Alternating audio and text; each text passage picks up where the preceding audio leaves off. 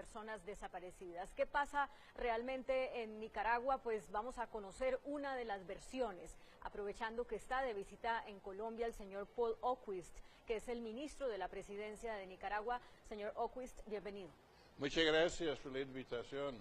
Bueno, primero, al margen de qué bando han sido los muertos y quién es el bueno y quién es el malo acá, yo me pregunto, señor Oquist, ¿cómo puede seguir en pie un gobierno con 500 muertos o alrededor de esa cifra en 4 meses? Bueno, usted acaba de inflarlo de 450 a 500 en su propio discurso. Esas cifras son muy inflados y esas cifras son muy débiles.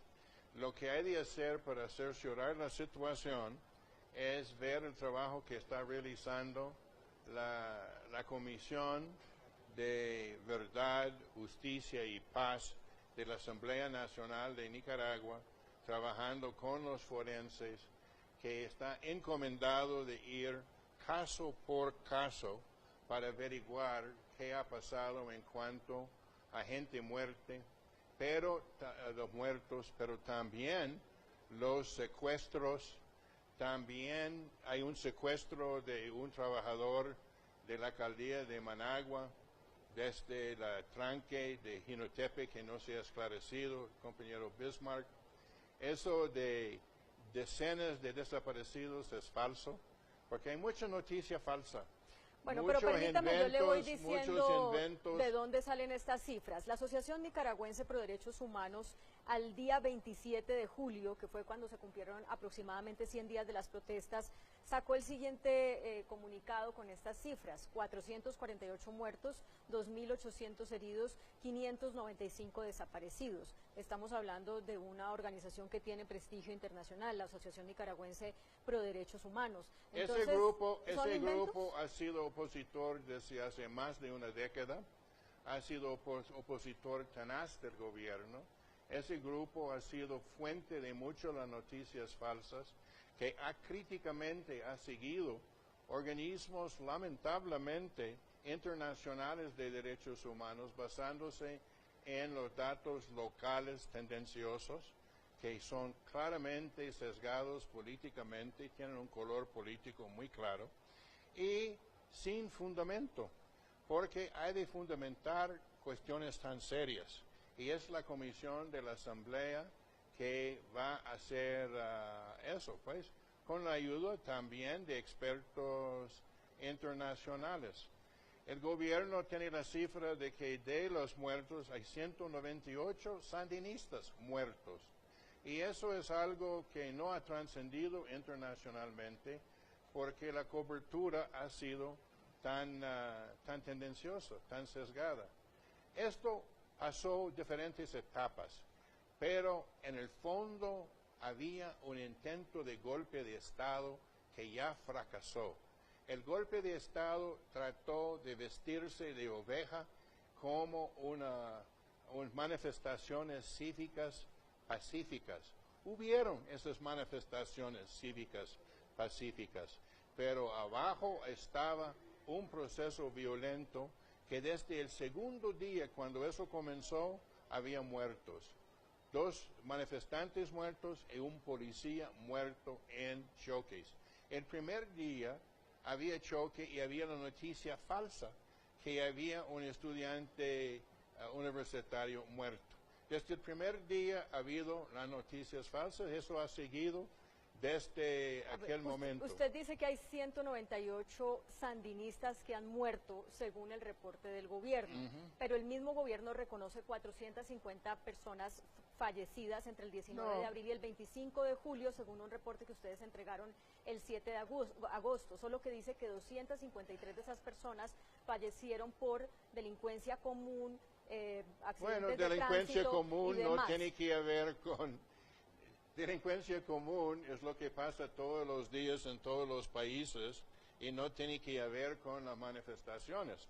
O sea, eso mismo deflacta, va a desinflar esas cifras notoriamente. ¿No ha habido represión excesiva con uso de la fuerza de parte del gobierno hacia los manifestantes? Ha habido una polarización en Nicaragua Nicaragua no es un país donde no hay polarización.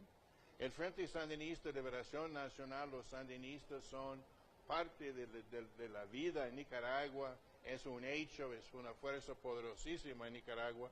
Cualquier persona que conoce de Nicaragua sabe eso. Y este movimiento es una realidad también. Hay una polarización y ha habido violencia por lado y lado.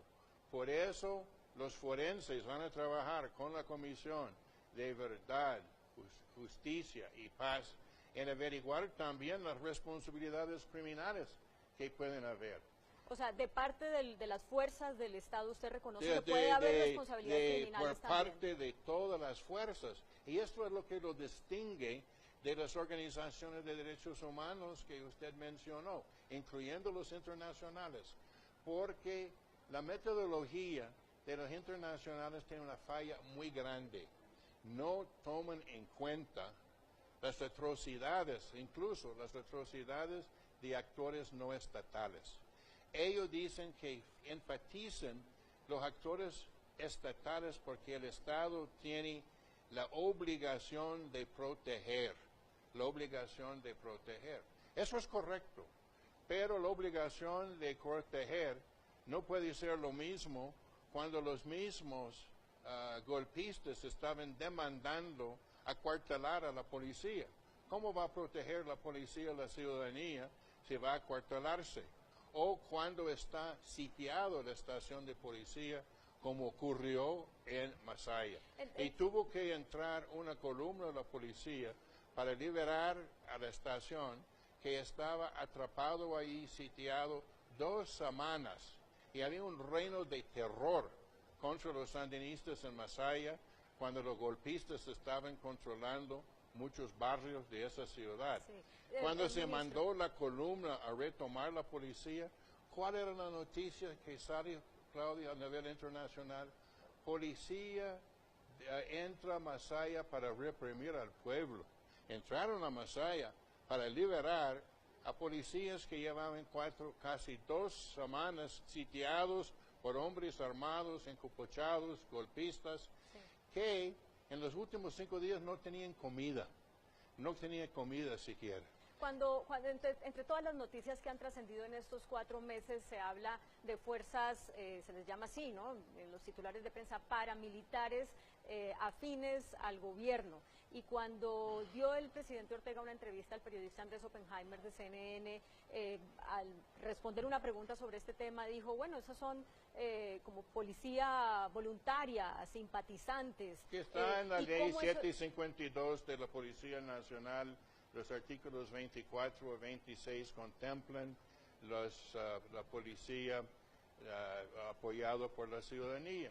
Que realmente, si uno ve el informe de Naciones Unidas, de PNUD, el informe regional de derechos humanos, alaba a la policía de Nicaragua como modelo en América y en el mundo por su enfoque de policía comunitaria, proactiva, de una policía que trabajaba con y trabaja con la comunidad. ¿Y cómo una policía comunitaria puede estar armada con fusiles AK-47? Así es Nicaragua, siempre ha sido desde la guerra de los años 80. Y todos los AK-47 de las golpistas son paramilitares. Todos ellos andan con sus AKs o con sus morteros caseros, sus armas, hechizos, pero tienen AK-47, y así es como se explica ataques como la estación de policía de Morrito, donde mataron 4 policías y secuestraron 9. Eso no se hizo con piedras y como algunos dicen. Eso es con AK-47. O sea, los AK-47 de los que usted llama golpistas, pues habrán sido recogidos de manera por debajo de la mesa, como se dice, pero la policía comunitaria que respalda al gobierno, que es voluntaria, también tiene AK-47 y eso lo permite la Constitución nicaragüense. Eso es la arma en Nicaragua, es AK-47. Había una batalla de 4 horas en la casa del tesorero del Frente Sandinista. Esas son las cosas que no trascienden las noticias internacionales. De las 2 de la mañana hasta las 6 de la mañana, un ataque con AK-47, 4 horas de batalla. Esas son muchas municiones con armas automáticas. Estas cosas están en el Internet, pero no trascienden a los medios internacionales. Esos son en el Internet porque ellos mismos los filman. Ellos filman sus atrocidades. Esto pasó por varias etapas, pero la última etapa era los asesinatos de sandinistas, terrorismo contra sandinistas, secuestros de sandinistas. Esas fotos que usted tiene ahí ahorita las vamos a poner en pantalla mientras usted esté hablando, pero son... Aquí tenemos algunos ejemplos de esto. Quiero destacar esto, compañero, que es Francisco Arauz Pineda. Él estaba levantando barricadas con la comunidad en los barrios orientales de Managua, con otro compañero y miembro de la comunidad. Porque si se levantaron las barricadas, los tranques en todo el país, la comunidad, la policía también, por supuesto, pero no se logró eso solo la policía, era con la comunidad. Y lo dispararon. Después pusieron una llanta con una llama encima de él. Y ellos lo filmaron. Le podemos pasar la grabación si quiere. Y después se ve cómo llegan y primero está disparado, pues. Está baleado y en el pavimento. Y le echan gasolina y lo queman. Después ponen un bronce en su mano y dicen, eso es su trofeo, hijo tal por cual. Le insultan. Y más desconcertante de esa atrocidad es que hay júbilo entre los golpistas que lo están haciendo. Están bailando, están dando vítores, y eso no sale en los informes de derechos humanos. ¿Por qué dicen? Porque son actores no estatales. Entonces el pueblo sandinista que eligió al presidente Ortega con 72% del voto en 2016 dice, y de ahí, y los derechos humanos solo son para ellos, los derechos humanos no son para los sandinistas. Esto que usted está narrando, me imagino que ha dado lugar a investigaciones judiciales. Cuando han ido las personas miembros del mecanismo especial de seguimiento del grupo interdisciplinario de expertos independientes creado para Nicaragua, se quejan de que no tienen la facilidad de acceso a la información, por ejemplo, en las cárceles, para conocer las condiciones de las personas que han sido judicializadas por hechos como estos. ¿Por qué no está fluyendo la información a las entidades de control internacional que pueden verificar de parte y parte quiénes son los responsables y si se está haciendo justicia en estricto rigor? Había la acusación que había torturas en las cárceles. El mismo CIDH, que es tendencioso, que es sesgado, que se basa en la información del CPDH que usted mencionó, que es una entidad que apoyó el golpe, es golpista, no es nada neutral el CPDH. Ellos salieron diciendo que no encontraron nada de torturas en la cárcel principal en Managua. Y este tipo de cosas, este tipo de atrocidad de quemar un ser humano, no sale como violación de derechos humanos. ¿Cómo puede ser eso? Porque el necesitamos gobierno de tener una cuestión de una visión en conjunto de todas las atrocidades. Eso sin duda, pero ¿por qué el gobierno de Nicaragua no ha publicado una lista de nombres de los muertos, de los heridos, de los detenidos, bueno, que sea totalmente transparente? Eso se está trabajando. Pero ¿por qué 4 meses después se tiene no que elaborar estos listos? Por ejemplo, toda esa gente víctimas de la violencia, de la delincuencia común, o la gente inocente que estaba en el lugar equivocado, en el momento equivocado, y encontraron fuego cruzado. Hay de identificar esos casos también. Sí, aquí hay secuestros y torturas de sandinistas. Tienen el hábito de desnudar a la gente. Eso es otra cosa que no estaba en la cultura política nicaragüense, es solo ahora. Ni en la guerra de los años 80 se veía eso de desnudar a gente y torturarlo, filmándolo. Y después lo suben al Internet, como es una gran hazaña torturar a la gente. Ministro, aquí hay ejemplos tengo que de hacer eso. una pausa para comerciales por el tiempo que dura el programa, pero yo quisiera, cuando regresemos, que hablemos de lo siguiente. Usted reconoce al comienzo de esta entrevista, pues que parte de la realidad de Nicaragua no solamente es que hay sandinistas, sino también personas, digamos, descontentas, ¿no? Por supuesto. Para el gobierno eso son no hay golpistas. ninguna duda. Yo quisiera que habláramos de la manera como Daniel Ortega ha sido reelegido, porque usted dice, fue reelegido la última vez con 72%, pero no se puede dejar de olvidar que cuando él vuelve al poder en el año 2007 fue después de unas elecciones en las que se cambió el porcentaje con el que podía ser elegido para facilitar que fuera elegido en primera vuelta. La segunda vez fue elegido a pesar de que un artículo de la Constitución decía que no se podía ser reelegido quien estaba ejerciendo el cargo. Todo el mundo se fue a las elecciones de 2006 con las mismas reglas de juego. Él ganó con 38% del voto. Que hizo un acuerdo muy criticado con el expresidente alemán. En 2011 ganó con 62% del voto. Y en 2016 ganó con 72% del voto. Eso es lo que yo y quiero eso que hablemos. Está refrendado por todas las encuestas de Sid Gallup, de Costa Rica, de los gringos. De todas las encuestas tenían Daniel Ortega por encima del 70%. ¿Usted reconoce que quienes consideran que ya lleva Daniel Ortega en el poder 11 años porque ha ido acomodando las reglas a su beneficio, tienen una razón de tener descontento? Todo ha sido legal. Se cambió la cuestión de reelección en Colombia, se cambió en Costa Rica, ¿por qué no se puede en Nicaragua? Seamos justos, pues. Lo que vale para el ganso, vale para la gansa también, pues. Y todo ha sido legal. Los que no han podido ganar elecciones trataron de impulsar un golpe de Estado para romper la Constitución, la institucionalidad. Y no tiene que creer a mí.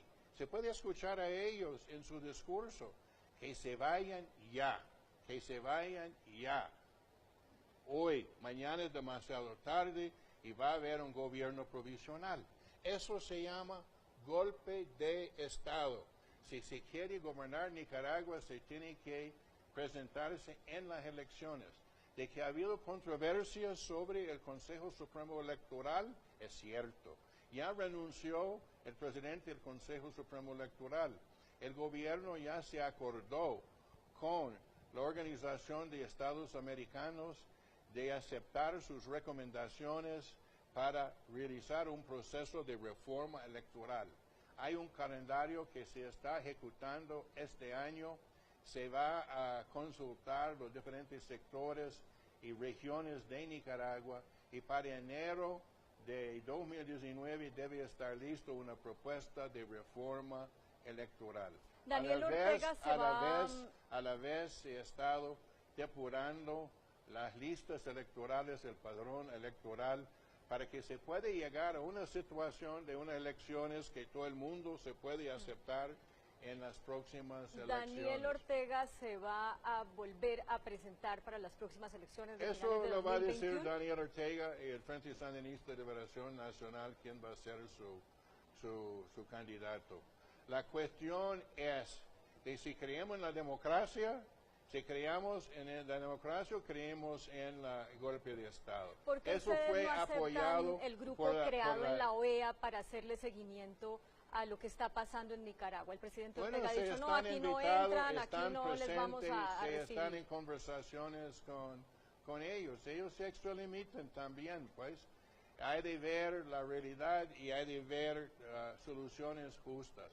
Sí. Ahora, ellos creían, porque tenían tranques en todo Nicaragua, que podrían cambiar el gobierno. Eso no es la manera de cambiar el gobierno. Nunca va a haber paz si se cambia el gobierno porque tiene tranques en el país. ¿Sabe por qué? Porque los sandinistas saben hacer tranques también, pues.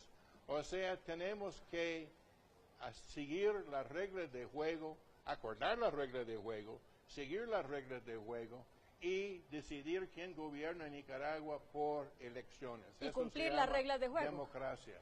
Sí. Eso se llama democracia. Señor ministro, y porque uno se pierde 3 veces, no le den ningún derecho a tirarse a un golpe de Estado apoyado por la ala derecha del Partido Republicano en Estados Unidos. ¿Con Ministro. quién visitan cuando los golpistas van a Washington? Con Ross Lieutenant, la representante, Marco Rubio, Ted Cruz, senador Meléndez, o sea, los cubanos norteamericanos que encantarían estar atacando a Cuba, pero eso no es posible. Ministro, entonces se nos va acabando el tiempo y tengo que interrumpirlo porque no puedo dejar de preguntarle sobre Venezuela. Permítame, usted desde que está en este gobierno de Daniel Ortega, pues ha sido incluso la persona de enlace con Venezuela para todo el apoyo que Venezuela ha venido dando todos estos años. Al principio. Esta crisis estalla, según lo que ha trascendido internacionalmente, porque iban a cambiar el régimen de pensiones en Nicaragua porque el gobierno necesita un dinero que ya no está recibiendo de Venezuela. ¿Cómo es la realidad respecto al dinero que Nicaragua ha recibido de Venezuela y a lo que ha cambiado en el último tiempo? Eso no tiene que ver con el golpismo. Eso era pretexto. Cuando el presidente rescindió la reforma del Seguro Social, a pocos días del inicio de ese proceso, no hizo ninguna diferencia, porque el objetivo no era realmente reforma, sino un golpe de Estado. Ahí lo ve claramente que el objetivo era golpe de Estado. Pero cuénteme lo que le pregunto de Venezuela. No es de que esto se surge porque se corta la plata venezolana a Nicaragua. ¿Cuántos países en el mundo no tienen que reformar su seguro social? Pero eso no era la raíz de esto, era pretexto. ¿Cuál es la realidad de los aportes de Venezuela en este momento comparados con los que antes de que empezara la crisis? Estamos hablando de la situación en Nicaragua y el golpismo, sí, y pero denunciando el golpe que fracasó y el reclamo hoy en día de justicia que reclama el pueblo nicaragüense frente a semejantes atrocidades. Aquí hay un muchacho, 15 años, que lo pintaron con pintura de casa, azul, blanco y azul, la bandera, desnudo, y después lo hacen correr en la calle y lo tiran morteros detrás de él. Ese tipo de atrocidad sale en los informes de derechos humanos, no lo sale. Pero tenemos los resultados de los saqueos, de los incendios, de edificios públicos, de radios. Esto aquí es Radio Ya quemando, lo quemaron 2 veces. Pero también Radio Nicaragua lo quemaron. Muchos periodistas opositores al gobierno o críticos del gobierno han denunciado que han recibido ataques de parte de las fuerzas sandinistas. Radio San Darío en León fue quemado por sandinistas, lamentablemente condenamos eso. Radio Ya Matagalpa por golpistas. Radio Nicaragua, radio estatal, quemado por golpistas. Radio Ya, la radio de mayor sintonía en Nicaragua, quemado por golpistas. ¿Dónde está eso en los informes de derechos humanos? No está, porque todo está a un lado. Tenemos, Claudia, a buscar, balancear esto en áreas de buscar la reconciliación nacional. Y por eso hemos abierto este espacio, aprovechando que usted está de visita en Colombia, frente a las pérdidas de que eso ha ocasionado. Esto lo vamos a poner en pantalla, pero necesitamos acabar ya el programa porque se nos acaba el tiempo. Yo le agradezco mucho que haya venido hasta aquí, que nos haya dado el punto de vista del gobierno, que nos haya mostrado otra cara de la información que no es la que estamos recibiendo los medios, al menos los que estamos afuera la oportunidad de Nicaragua, de hacer eso. Y quedamos pendientes de la respuesta de Venezuela, que no me la dio. Gracias por acompañarnos. Es irrelevante. Vamos al grano. Gracias por acompañarnos y a ustedes también.